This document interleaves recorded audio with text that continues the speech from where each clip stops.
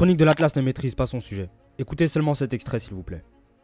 Talbi qui s'est complètement révélé cette saison, pas juste dans le championnat belge les gars, qui s'est révélé en Ligue des Champions. Match de barrage contre l'Atalanta, il a été homme du match, au match aller comme au match retour.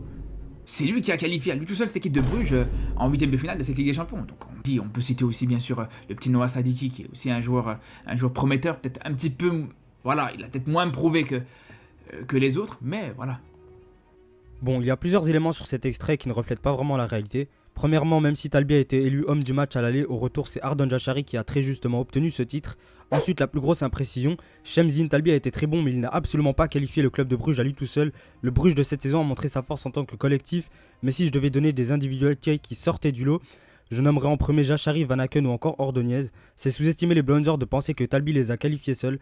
Après, il parle de Noah Sadiki en disant qu'il a moins prouvé que les autres que c'est plus un pari, mais je ne suis pas d'accord. Sadiki était une valeur sûre du championnat et probablement le meilleur joueur de l'Union cette saison. De l'autre côté, le Marocain est un joueur que j'apprécie beaucoup car c'est exactement le genre de joueur qui nous fait apprécier le football, mais il n'a pas confirmé en Jupiler Pro League.